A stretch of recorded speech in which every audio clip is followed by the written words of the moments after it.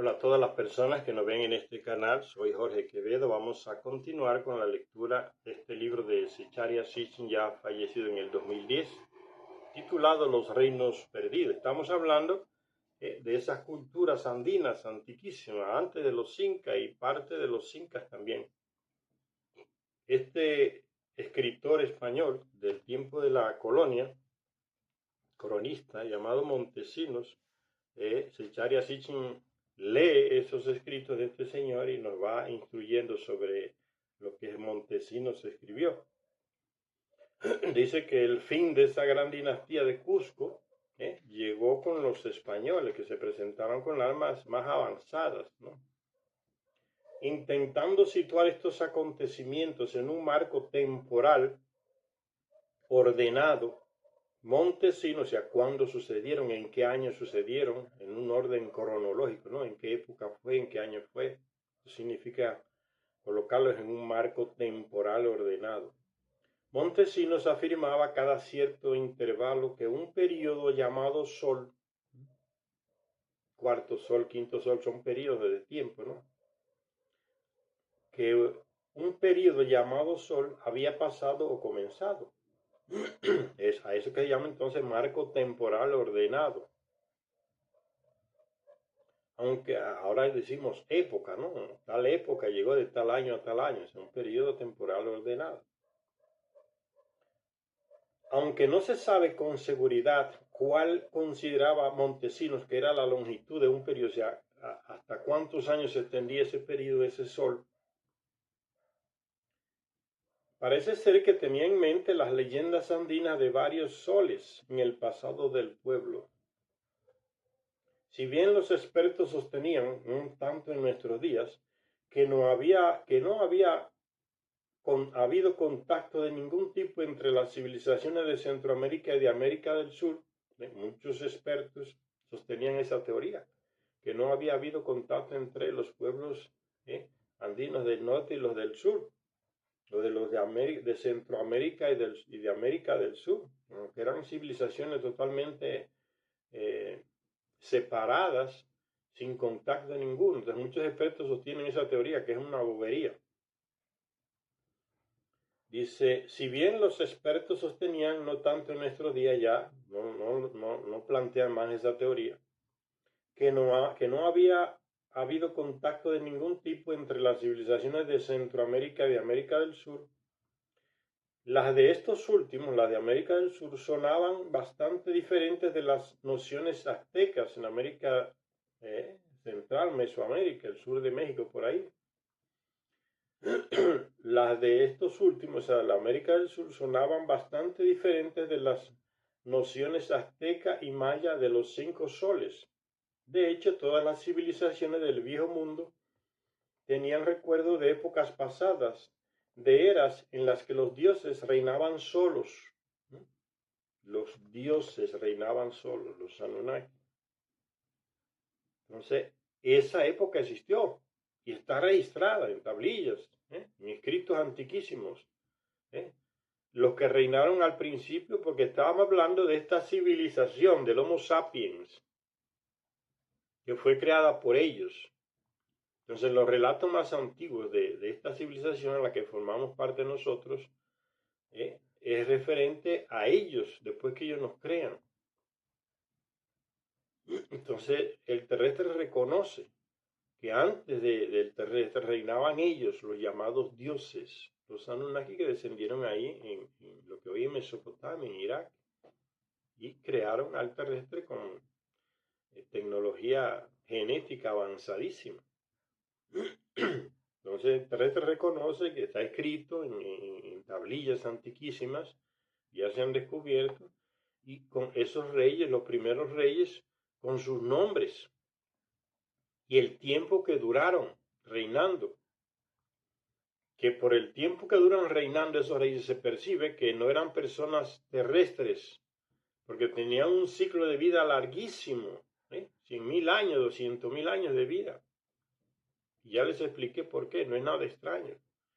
Y que dejan descendientes terrestres cuando se mezclan con terrestres, que también tienen esa genética larguísima de ciclo de vida largo, ¿no? Y que ya se mencionan en textos antiguos como los bíblicos, pero pero antes de los bíblicos están las tablillas sumerias desenterradas debajo del lodo que causó el diluvio, donde se habla del ciclo de vida de esta gente. Y el ciclo de vida, como ya les dije, está ligado al planeta donde usted vive, a las órbitas de su planeta alrededor del Sol. 80 vueltas que da la Tierra alrededor del Sol son 80 años en nuestra vida, estamos viejitos ya. Pues a ellos también se le aplica la misma ley. 80 vueltas que da su planeta, el planeta de ellos alrededor del Sol, son 80 años también, pero calculando el ciclo de vida de los Anunnaki, llamados dioses aquí por los terrestres engañosamente, o los Viracocha, como se le diga en distintas partes del planeta, es referente a su planeta. Entonces el planeta de ellos da una vuelta alrededor del Sol que en años de la Tierra serían 3.600 años. Cada 3.600 años el planeta de ellos pasa alrededor de nuestro Sol. Entonces, por eso, un año de esa gente, aquí en la Tierra son 3.600 años. ¿Cuántas generaciones de terrestres no pasan en 3.600 años? Y esta gente apenas tiene un año de vida. Por eso, en distintas épocas, el terrestre los nombra diferentemente, a medida que va avanzando el conocimiento del terrestre sobre el ciclo de vida de esta gente. Al principio le llaman los eternos, los señores, los que mandan, los dueños, los que nos protegen, los creadores. Eternos porque creen que son eternos, que nunca mueren. Después que el terrestre a través de miles de generaciones descubre que uno de ellos está viejo y muere, entonces ahí cambia la mentalidad del terrestre. Esta gente también nacen, crecen y mueren como nosotros. Mira, murió fulano. Entonces ahí van descubriendo a través del tiempo. El tiempo como que va desnudando todo, colocando las cosas en su lugar. Entonces, haciendo esta comparación entre los pueblos de Centroamérica y América del Sur, los de América del Sur sonaban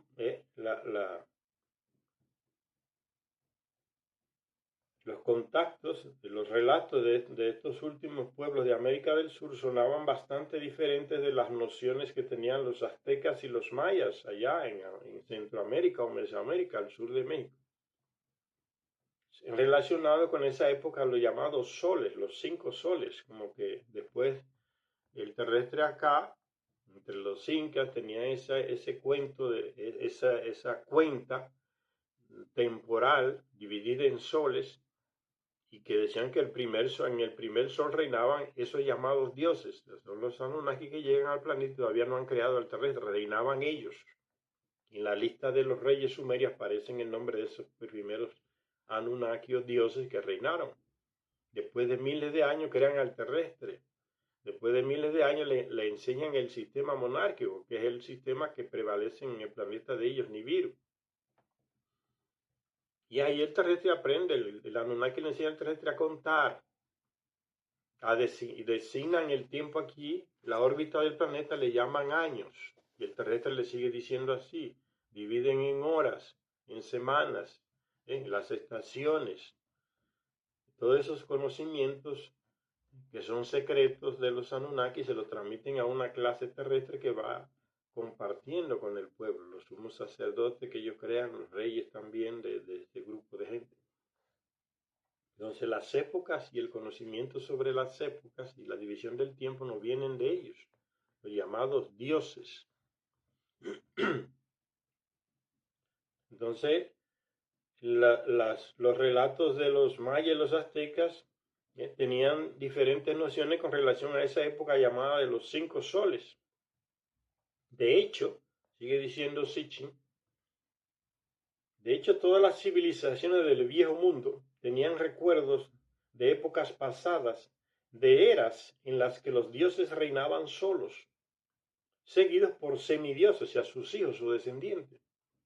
El terrestre no reinaba, no existía. Los dioses reinaban solos y después los semidioses y héroes.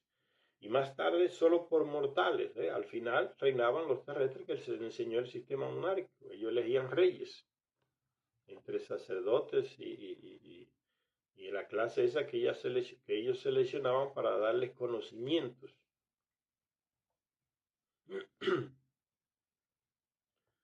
Dice, los textos sumerios llamados las listas de los reyes registraban un linaje de señores divinos seguido por semidioses que reinaron un total de 432.000 años antes del diluvio.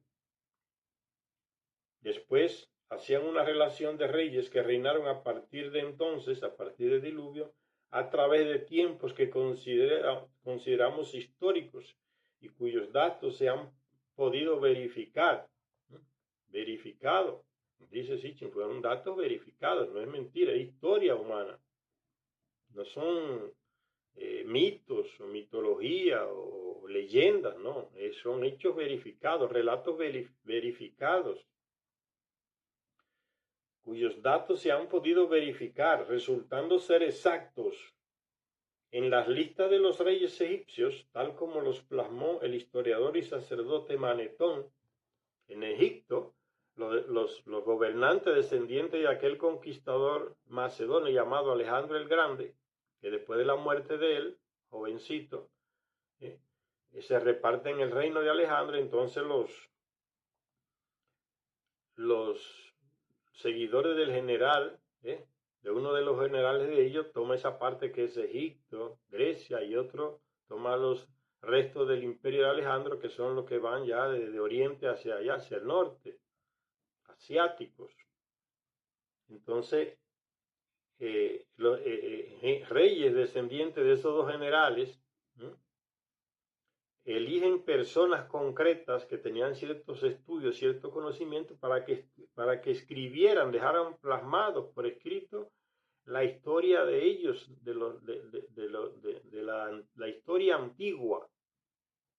Y estos escritores, tanto en la parte asiática de lo que fuera el imperio de Alejandro Magno, como en la parte aquí occidental, de Egipto, de Grecia, coinciden en los escritos, porque se refieren a los mismos personajes, los Anunnaki.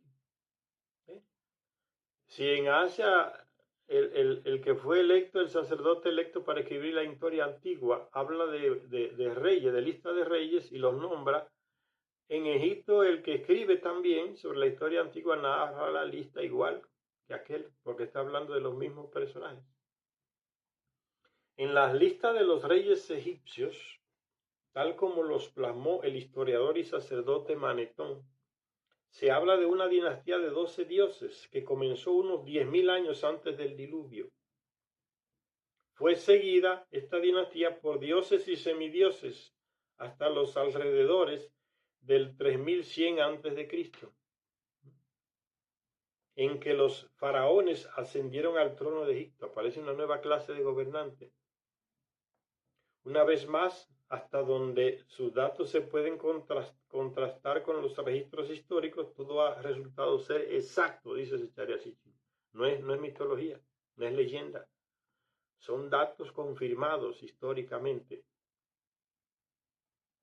Montesinos, volviendo a ese escritor español de la colonia, Montesinos se encontró con estas ideas en la tradición popular colectiva del Perú. ¿Cómo es que esta gente sabe de aquellas cosas que se escribieron en Sumeria, en Egipto antiguo, en los textos bíblicos, que son copias hechas miles de años después de esos textos sumerios y egipcios? Los textos bíblicos del Antiguo Testamento tienen su base en esos textos antiguos egipcios y sumerios. ¿Cómo es que aquí, en América, esta gente sabe de esos textos? Coinciden lo que dicen con esos textos.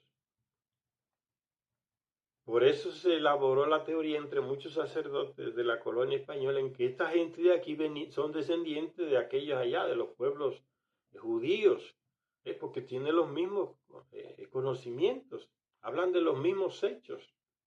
Conclusión, aquellos parece que vinieron por aquí, pero eso son teorías, puede ser lo contrario, a lo mejor estos son más antiguos de acá y fueron allá. Sigue diciendo Sitchin entonces que una vez más, hasta donde sus datos se pueden contrastar con los registros históricos, todo ha resultado ser exacto. Montesinos se encontró con estas ideas en la tradición popular colectiva del Perú, las ideas antiquísimas de los sumerios, de los egipcios. confirmando los informes de otros cronistas de la época española de que los incas creían que la suya era la quinta era o sol. La primera era fue la de los viracochas, o sea, los dioses en Sumeria y en Egipto, reinado de los dioses. No habían creado al terrestre. La primera era o el primer sol fue la de los viracochas, unos dioses que eran blancos, ven, la característica física del Anunnaki, como ya les dije, blancos, ojos verdes, ojos azules, cabello blanquísimo, piel blanquísima, nariz fina, rasgos característicos del Anunnaki, que se mantiene más en las culturas europeas, esos rasgos del Anunnaki. Poblaron el planeta entero, iban de aquí a allá con sus naves, se mezclaron con las mujeres terrestres. La primera era fue la de los viracochas, unos dioses que eran blancos y con barba. La segunda era fue la de los gigantes, algunos de ellos no eran benévolos, como aquellos que dicen los relatos indígenas incas, que desembarcaron mucho por ahí por la costa del Perú, o de Ecuador actual, y crearon muchos problemas, gigantes. Los gigantes surgieron de la mezcla de la mujer terrestre con Anunnaki. No todo el Anunnaki que se juntaba con mujeres terrestres producía gigantes. Son las dos genéticas, una más avanzada que otra. Y muchos de esos encuentros producían gigantes que ya se comprobó que existieron por los relatos antiguos, por los huesos que se han encontrado, los esqueletos. ¿Qué más prueba de eso? Gigantes que desembarcaron, dicen las leyendas incas antísimas, por ahí por la costa del Perú. ¿Vinieron de dónde? No sabemos. Pero estaban huyendo de algo, de alguien. Y vinieron aquí, eran antropófagos.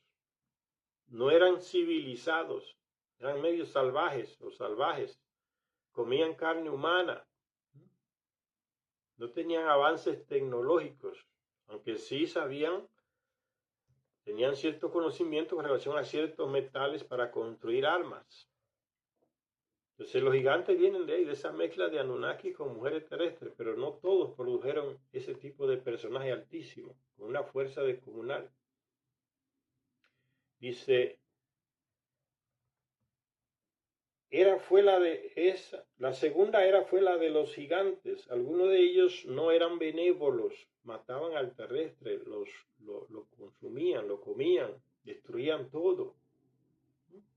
Y de esa presencia de esos señores aquí en América hablan los pueblos, muchos pueblos indígenas que poblaron Estados Unidos, México, y en el sur también se habla del continente, de la presencia en Perú, aquí, los patagones de la Amazonia que descubren los españoles cuando llegan, no se sabe de cuántos metros de altura.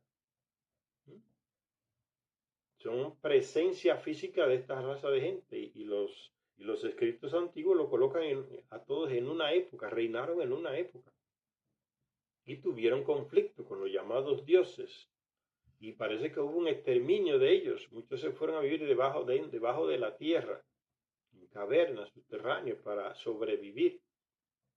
Dice, muchos de ellos no eran benévolos y hubo conflictos entre los dioses y los gigantes.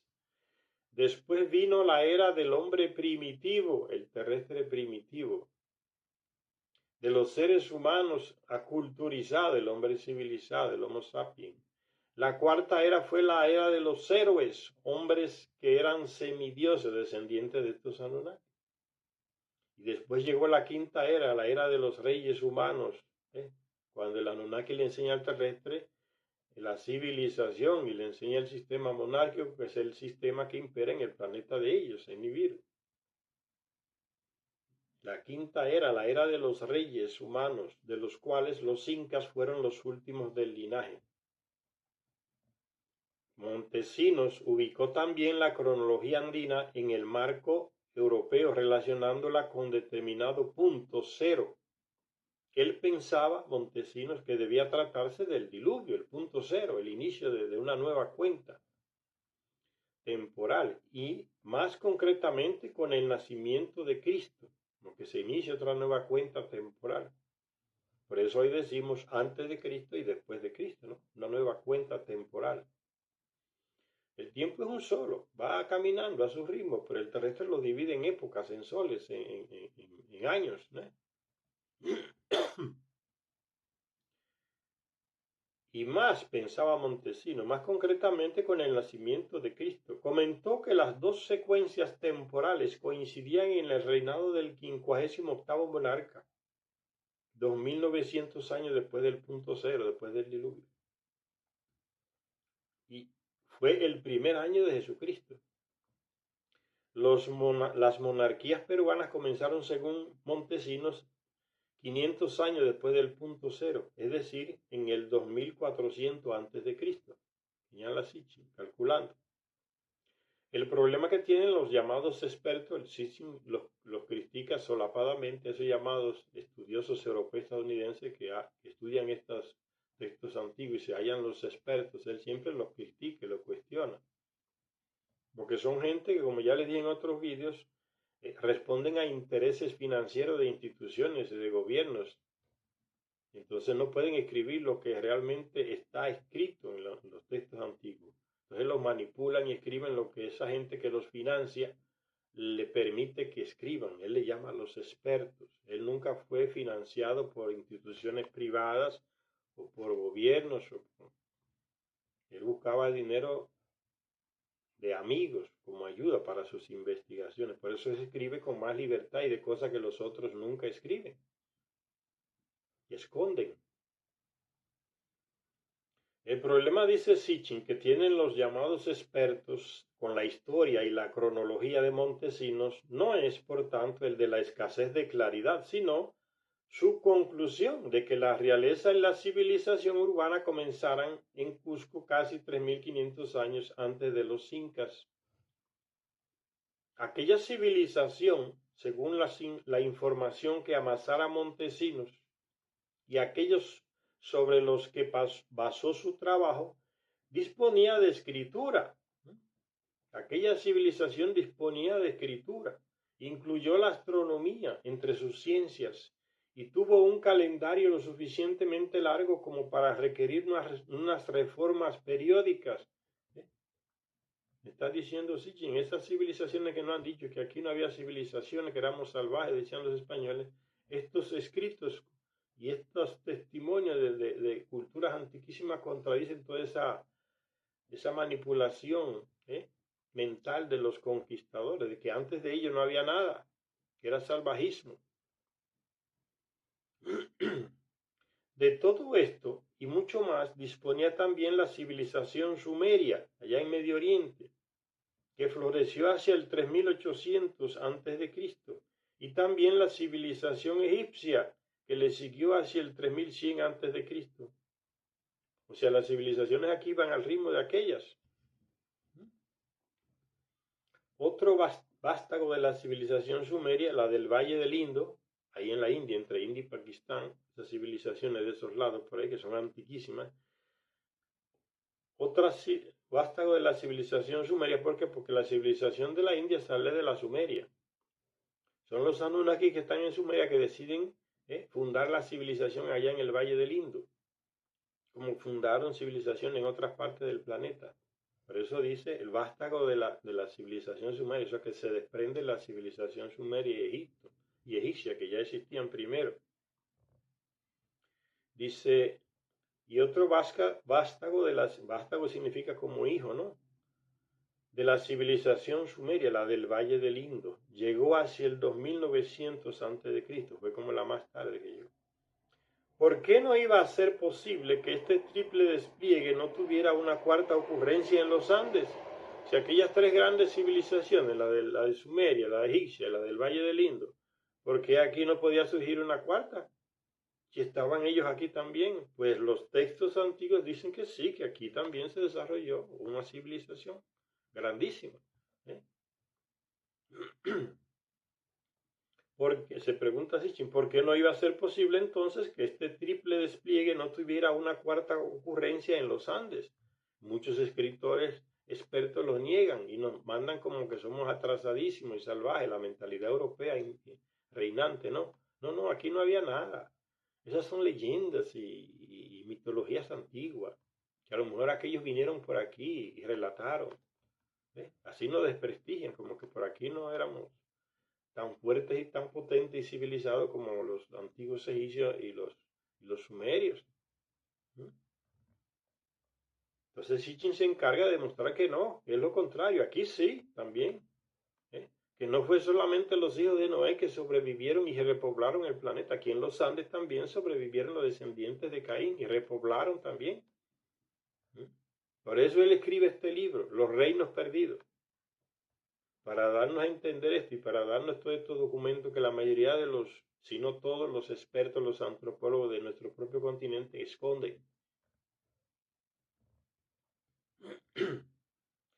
¿Por qué no iba a ser posible que este triple despliegue no tuviera, de civilizatoria, no tuviera una cuarta ocurrencia en los Andes? Imposible si no hubiera habido contactos entre el viejo y el nuevo mundo. Posible si los que habían concedido todos los conocimientos, los llamados dioses, fueran los mismos y estuvieran presentes por todo el planeta. Por eso es posible, porque ellos estaban presentes en todo el planeta, era su colonia, su base de operaciones, para extraerlo y llevarlo a su planeta Nibiru. Entonces iban y venían aquí en sus naves. Afortunadamente, dice Sitchin, por increíbles que pueda sonar, nuestras conclusiones se pueden demostrar. O sea, lo que yo estoy diciendo aquí, yo lo puedo demostrar con hechos históricos, contrariando a los llamados expertos. Y comienza entonces, la primera prueba de la veracidad de los acontecimientos y las cronologías recopiladas por Montesinos ya se ha dado. Un elemento clave en la presentación de Montesinos es la existencia de un antiguo imperio, de un linaje de reyes en Cusco, que finalmente se vieron obligados a dejar la capital y a buscar refugio en un apartado lugar de las montañas llamado Tampu Tocco, que hoy se le llama Machu Picchu. Este interregno duró 1.000.000 de años. Recuerdan que la dinastía que fundó aquel hijo del rey que murió en Cusco luchando con otros enemigos y se refugió allá en Tampu Tocco, esa dinastía después de miles de años se cayó, pero duró miles de años. Esa dinastía de reyes que ese niño inauguró. Este interregno duró 1.000.000 de años. Por fin se eligió a un joven de noble ascendencia o estirpe para que llevara al pueblo de vuelta a Cusco, de Tampu Tocco volviera a Cusco, donde fueron expulsados por los guerreros de otras naciones, y que fundara ya la dinastía inca. Existió un Tampu Tocco y sería un lugar identificable a partir de las señales que diera Montesinos. Esta pregunta ha intrigado a muchos. En 1911, un tal Hiram Bingham de la Universidad de Yale, buscando las ciudades perdidas de los incas, encontró el lugar. Tampu Tocco. Entonces no es leyenda, no es mitología. Por eso dice, en las pruebas están que sí. Esos relatos de Montesinos no es mentira, no es leyenda de los incas. Es real, las pruebas están físicas. ¿Ves? Este investigador de la Universidad de Yale, no sé si creo que en Estados Unidos o en Inglaterra, buscando las ciudades perdidas de los incas, encontró el lugar. En la actualidad se le llama Machu Picchu. Esa es la mentalidad colonialista, ¿no? Del europeo. El europeo llega aquí y se mete por un monte por allá y descubre una ciudad y dice, y escribe un libro, ¿no? Yo descubrí esta ciudad. Y ese libro se expande por toda parte. En Europa lo publican, aquí en América, y ya aparece el tipo como el descubridor de tal lugar. ¿Ven? Pero no se dice nada de los indígenas y las personas que ya tenían cientos de años visitando esas ruinas. Entonces eso no descubren nada. Solo aquel extranjero que llega y dice, la ve por primera vez, entonces él es el descubridor. Es la mentalidad colonialista europea, ¿no? Que descubrimos tal cosa, tal. Es falso. Y el mismo cuento de Colón que descubrió América. Él no descubrió nada aquí. La gente que estaban aquí. Dice, vamos a aplicar la misma lógica a ellos entonces. Si yo voy de aquí a España y descubro un lugar y veo un lugar y llego por primera vez allá, entonces yo soy el descubridor de ese lugar. Y los que viven allá se reirán de lo que tú dices, que viene la disparate que descubrí aquí, que nos descubrí a nosotros. Pues aquí se dice lo mismo. Piense hablar disparate que nos descubrieron. Nosotros estábamos aquí miles de años. Solo porque aquel tipo llega, ya él es el descubridor. Toda esa teoría es falsa, ¿no? De los descubridores. Entonces este Irán Bimba se atribuye eso, ¿no? Como que él fue el que descubrió esas ruinas, el primero. Él es el primero europeo a lo mejor que sube allá. Pero los otros que vivían aquí ya sabían que esas cosas existían hace miles de años. Esas ruinas estaban ahí. Ese Bingham no estaba buscando Tampu Tocco cuando puso en marcha esta, su primera expedición. Pero después de volver una y otra vez y de las exhaustivas excavaciones que se realizaron durante más de 2 décadas, llegó a la conclusión de que Machu Picchu era en realidad la perdida capital provisional del antiguo imperio. Sus descripciones, las descripciones que hace este investigador de la Universidad de Yale, sus descripciones del lugar, que siguen siendo las más completas, porque él primero como que escribe algún relato de esos lugares, los escribe, los publica, entonces la gente que procura información se guía por estos primeros escritos de este señor. Dice, las búsquedas exhaustivas y excavaciones que se realizaron durante más de 2 décadas, el tipo llegó a la conclusión de que Machu Picchu era en realidad la perdida capital provisional del antiguo imperio. Sus descripciones del lugar, que siguen siendo las más completas, se encuentran en sus libros Machu Picchu, la ciudad de los incas, la ciudad perdida de los incas, obra que escribió este tal Irán Bingham. La razón principal para creer que Machu Picchu es la legendaria Tampu Tocco es la pista de las 3 ventanas, unas construcciones que hay ahí que se mencionan en los relatos antiquísimos, antes de los incas. Construcciones físicas están, entonces ¿qué más pruebas se quiere? Que esa era, la Tampu Tocco era o es Machu Picchu. Entonces siguen aportando pruebas físicas.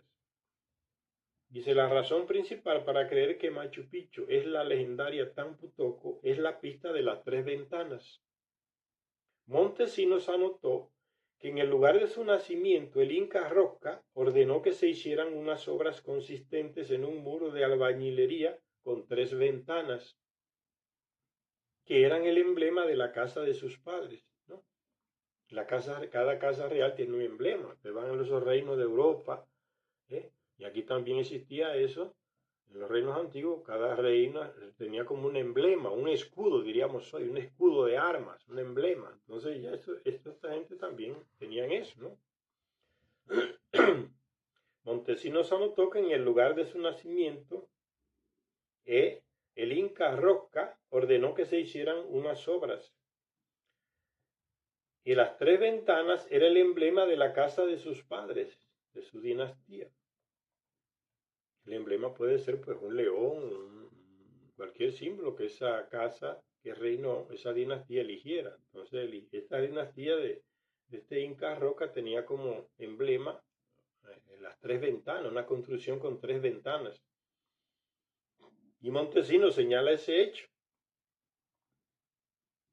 Eran el emblema de la casa de sus padres, este Inca Roca, de los cuales descendía él.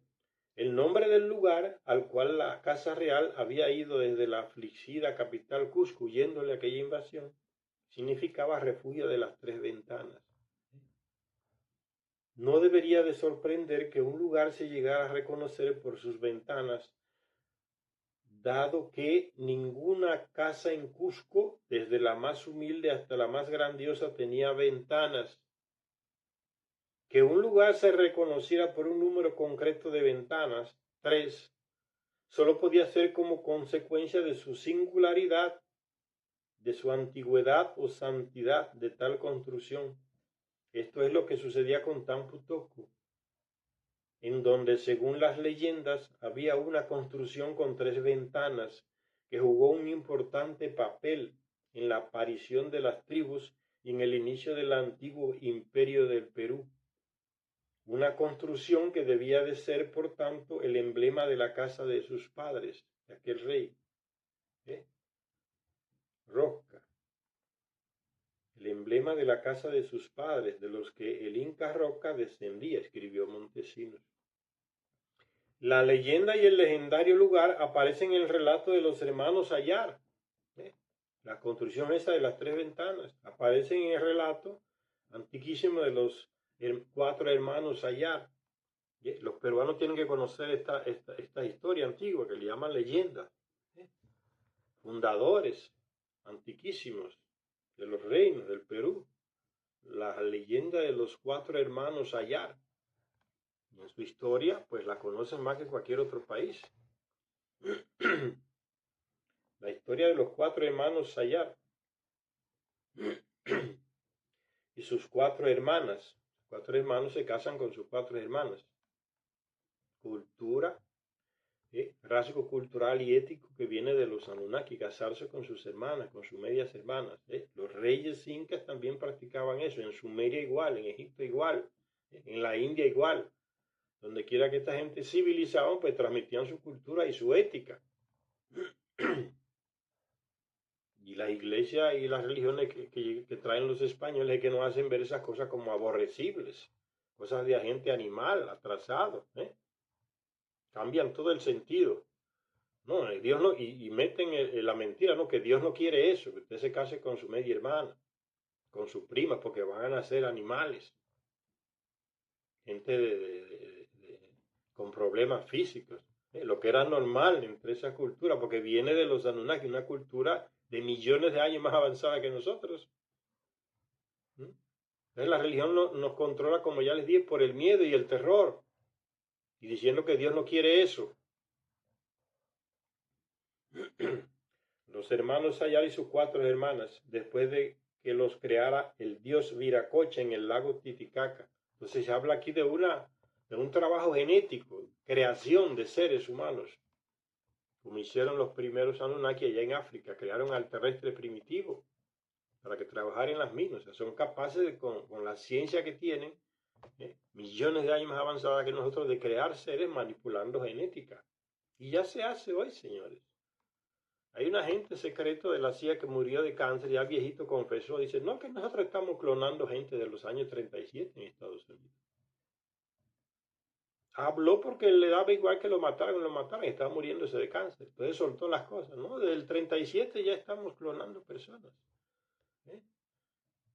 Creando personas con genes distintos que nunca van a tener tal y tal enfermedad.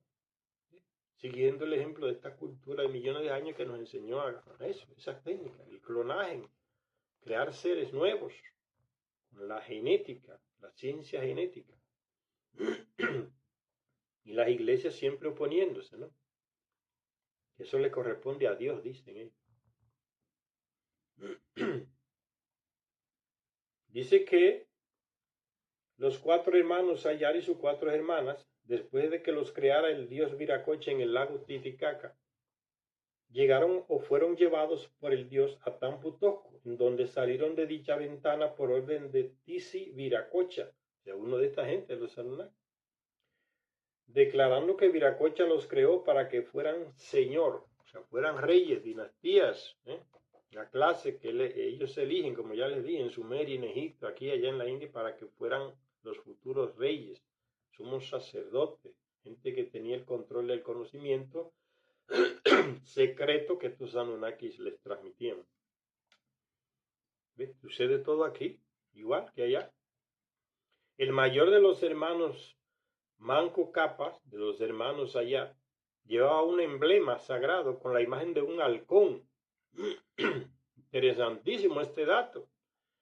Horus, hijo de Osiris, que fue hijo a la vez de Marduk, un Anunnaki en Egipto, tenía el mismo emblema, el halcón. ¿Por qué? El terrestre le llamó el halcón y él asumió ese emblema del halcón. Y en las representaciones pictóricas que se hacen de Horus, que es el mismo Orón allá en Sumeria, se le coloca una cabeza de halcón.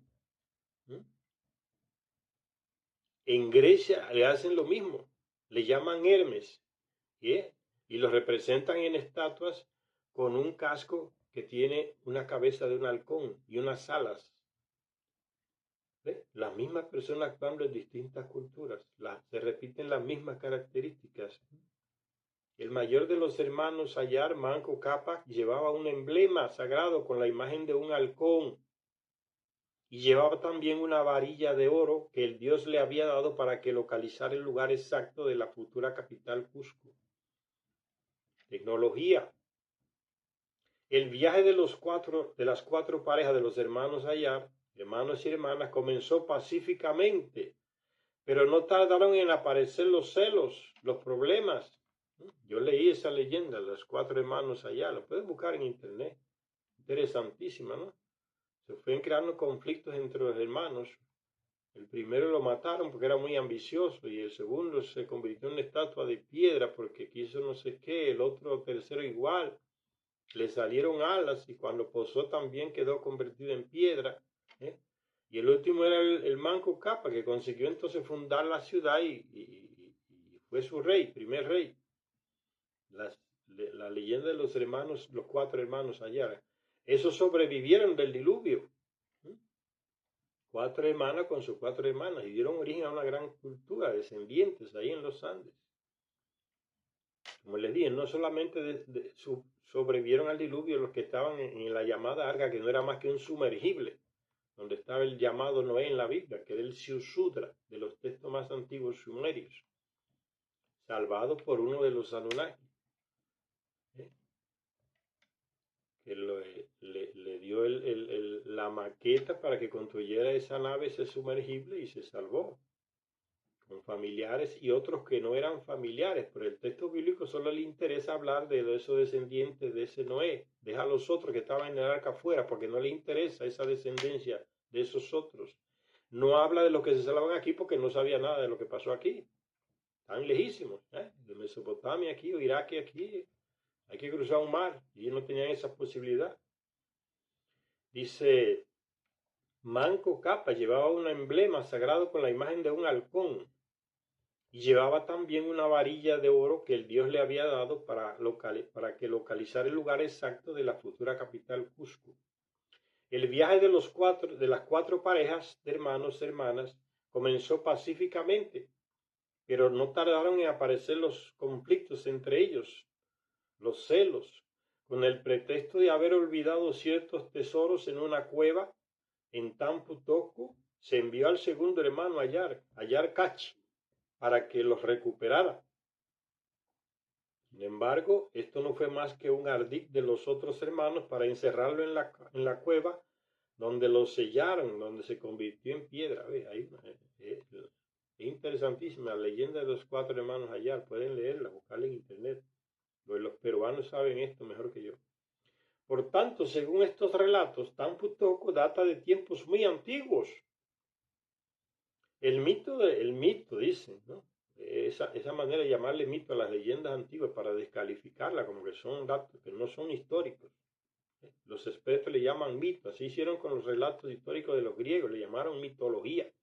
¿Quién? Un europeo que fue el primero que escribió en tal Pausanias.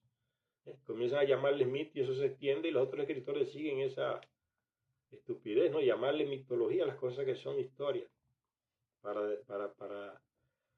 para eliminar ese conocimiento, ¿no? Imponerle el de ellos. Hay que tener cuidado cuando estos escritos antiguos se le llama de mito, mitología. No se deje meter el cuento tan fácil. Dice entonces que, por tanto, según estos relatos, Tampu Tocco data de tiempos muy antiguos, entre comillas, dice Sitchin. El mito de los Ayar, escribía un tal H.B. Alexander en una obra llamada Mitología Latinoamericana, nos remonta a la época megalítica y a las cosmogonías relacionadas con el Titicaca, la época megalítica, esas grandes construcciones de piedra que hasta hoy no se pueden imitar en distintas partes del mundo, construcciones megalíticas, que no se usa cemento ni argamasa, son piedra encajada sobre piedra. ¿Quién moldeó, cómo transportó? Piedras enormes, megalíticas, a eso se refiere. Cuando los exiliados abandonaron Cusco, ¿Recuerdan? Después de aquella batalla en que el rey murió de un flechazo y su hijo pequeño fue llevado corriendo por los otros seguidores del rey y se refugiaron en Tampu Tocco, que es el lugar en la montaña que hoy es Machu Picchu. Cuando los exiliados abandonaron Cusco, fueron a un lugar que ya existía, un lugar en donde una construcción con 3 ventanas había jugado ya un importante papel en acontecimientos aún mucho más antiguos. Sabiendo esto, es como podemos pasar ahora a hablar de Machu Picchu, dice Sitchin.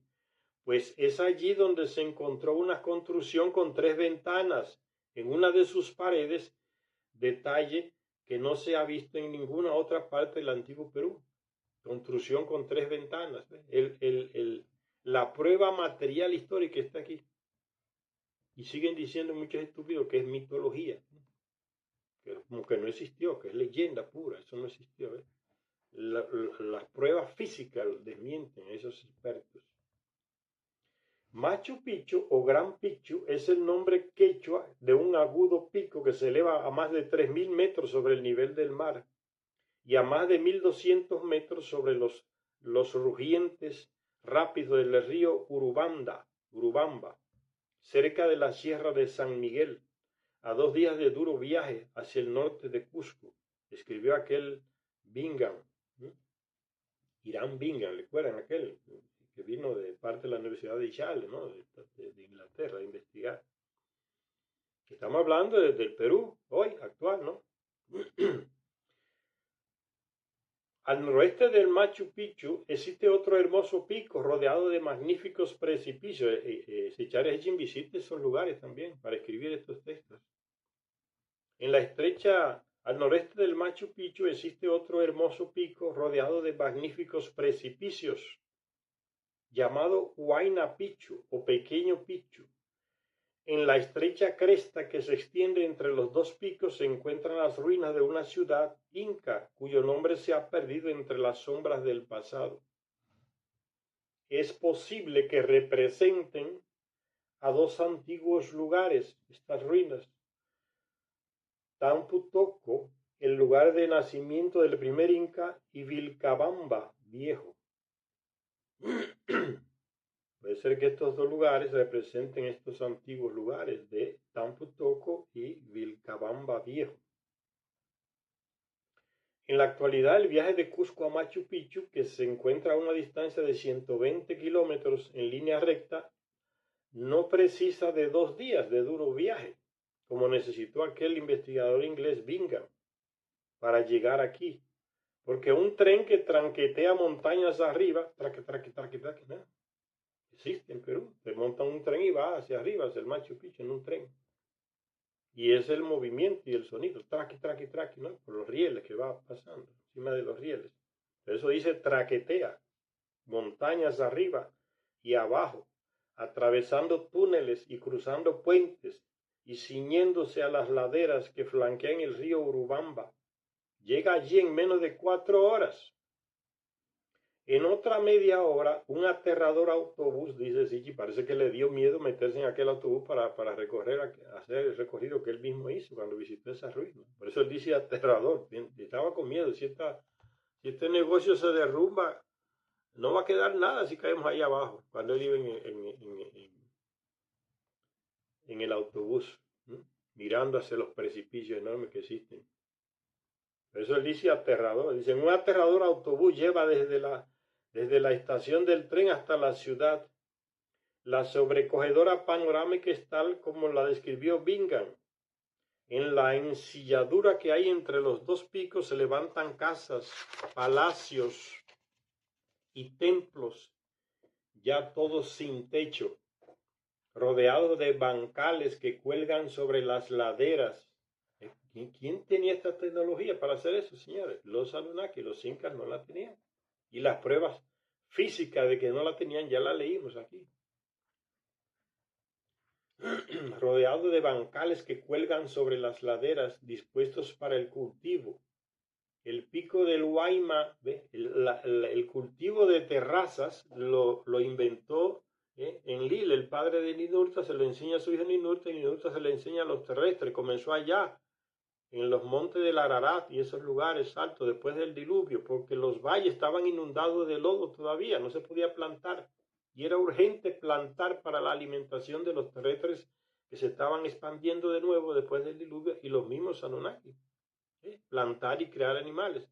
Entonces este Anunnaki, o Viracocha como le dice aquí, Ninurta, le enseña al terrestre a plantar en laderas, en esos terraplenes que van de arriba hacia abajo. Y son capaces pues tener regadío, ¿no? Usar agua.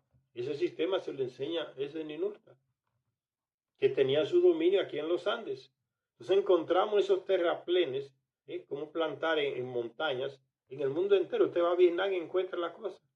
Va en Oriente Medio y encuentra lo mismo. Va en China, encuentra lo mismo. Va aquí en América, encuentra lo mismo. El sistema, porque fue el mismo personaje en distintas partes del planeta que enseñó al terrestre esa tecnología de plantación en terrazas, en terraplenes, montes, cómo plantar en los montes, ¿no?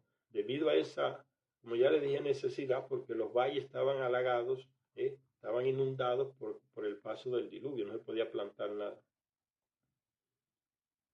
Dispuestos para el cultivo, dice, las laderas dispuestos para el cultivo, estos bancales que cuelgan sobre las laderas dispuestos para el cultivo. El pico del Huayna Picchu se eleva en el noroeste como un centinela. Más allá de él y a su alrededor, los picos compiten entre sí hasta donde alcanza la vista. En el fondo, el río Urubamba forma una garganta en forma de herradura que circunda en parte la alta posición de la ciudad, recortando sus abundantes aguas un sendero blanquecino en el verde esmeralda de la selva. Eso lo ve Sitchin desde arriba, del ónibus donde va. Por eso él hace estas descripciones, porque él fue allá. Como le corresponde a una ciudad que, según creemos, sirvió al principio como modelo para Cusco y después la imitó Machu Picchu, estaba compuesta también por 12 distritos o grupo de construcciones.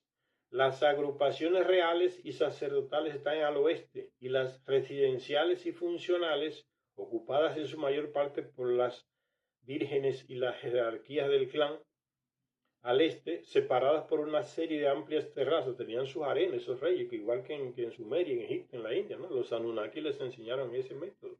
Viene de Nibiru. El rey puede tener harén, varias concubinas, ¿ves? Todo se copia de ellos en todas partes del planeta. Las vírgenes del harén, del templo.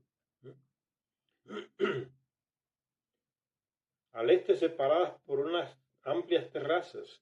El pueblo llano que trabajaba y cultivaba las laderas abancaladas vivía fuera de la ciudad y en los campos de los alrededores. Muchas de estas aldeas se han encontrado desde que Bingham llegara a Machu Picchu, excavando. Se han descubierto esas muchas aldeas donde vivía el pueblo, ¿no? Igual que en la Edad Media, ¿no? El pueblo vive fuera de los grandes castillos, donde está la realeza, el rey, los ciudadanos grandes, de altos estudios, categoría social, y el pueblo vive alrededor del castillo, plantando, ¿no?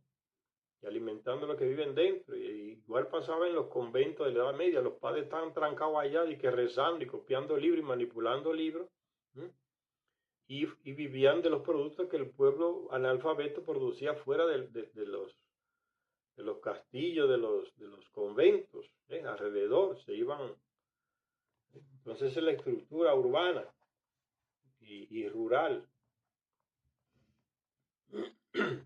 Bien, también se relata aquí en esos pueblos antiguos del altiplano de los Andes, esa misma situación.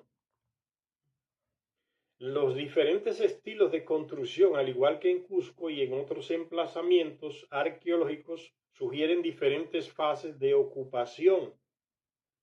Las viviendas están construidas en su mayor parte con piedras del campo sujetas con argamasa, que no tiene nada que ver con aquellas grandes construcciones megalíticas de piedras que no tienen argamasa para que las unan, están encajadas exactamente y no hay terremoto ni temblor de tierra que las mueva. Estas construidas ya por el terrestre, ya más tardío, entonces le mete argamasa para poder aguantar las unas con otras. Las residencias reales están construidas con sillares colocados en hileras tan finamente tallados y desbastados como en Cusco. Después hay una construcción en donde la obra es tan perfecta que no tiene igual, dice Sitchin. Se maravilló cuando vio esto. Y también están los bloques megalíticos poligonales, señal de construcciones miles y miles de años atrás. En muchos casos, los restos de la primitiva época megalítica y de los tiempos del antiguo imperio han permanecido como estaban. En otros casos es obvio que se construyó con posterioridad sobre las primitivas construcciones megalíticas. Mientras que los distritos orientales ocupaban cada metro cuadrado disponible de la cima de la montaña y se extendían desde la muralla de la ciudad por el sur hasta el norte, en la medida en que el terreno lo permitía, y hacia el este en bancales agrícolas y de enterramientos, el grupo de distritos occidental que también comenzaba en la muralla se extendía hacia el norte, solo hasta los límites de una plaza sagrada, como si una línea invisible demarcara el terreno sagrado que no podía ser invadido por el pueblo. Más allá de esta línea invisible de demarcación y frente a la gran plaza aterrazada que hay al este, están las ruinas de lo que Bingham identificó como la plaza sagrada, principalmente porque en dos de sus lados están los templos más grandes, uno de los cuales muestra las tres ventanas cruciales, las tres ventanas, están ahí todavía, miles y miles de años después están ahí. Prueba física, no es mitología ni simple leyenda antigua, no, historia pasada. Están las tres ventanas cruciales. Es aquí, en la construcción de lo que Bingham llamó el templo de las tres ventanas, y junto a él, en la plaza sagrada del templo principal, donde los bloques megalíticos poligonales se utilizaron en Machu Picchu. La forma en la que se tallaron, se modelaron, se desbastaron y se encajaron sin argamasa, los sitúa junto con los bloques ciclópeos de piedra y las construcciones megalíticas de Sacsayhuamán, y sobrepasando cualquier poligonalidad vista en Cusco, uno de los bloques de piedra de Machu Picchu tiene 32 ángulos. Esa geometría de los Anunnaki, señores, no es terrestre. 32 ángulos. El templo de las tres ventanas se levanta en el extremo oriental de la plaza sagrada. Los ciclópeos bloques de piedra de su muro oriental se elevan muy por encima del nivel de la terraza que hay al oeste, permitiendo una amplia visión en esta dirección a través de las tres ventanas. Eso lo hace Sitchin estando allá. De forma trapezoidal, sus alféizares se recortan en las piedras ciclópeas que forman la pared misma, al igual que en Sacsayhuamán y en Cusco. El tallado, el modelo y la angulación de las duras piedras de granito se hizo como si se tratara de suave masilla. ¿Qué tecnología fue esa? La tienen los Anunnaki. Tallar esas enormes piedras como si fuera masilla, fácil de manipular. También aquí los bloques de piedra de granito blanco tuvieron que ser traídos desde grandes distancias a través de un terreno escabroso y ríos, bajando valles y subiendo montañas. El templo de las tres ventanas solo tiene tres paredes al día de hoy, estando su lado occidental completamente abierto. Hay allí un pilar de piedra de algo más de 2 metros de alto. Bingham supuso que podría haber soportado un techo, pero admitió también que habría sido un dispositivo que no se había encontrado en ningún otro edificio. Según nuestra opinión, dice Sitchin, que estuvo allá, aquel pilar junto con las tres ventanas cumplía algún fin de orientación astronómica. Esa es la conclusión que hace Sitchin. Vamos a hacer una parada por aquí. Gracias a todas y a todos los que nos ven en este canal. Hasta la próxima lectura.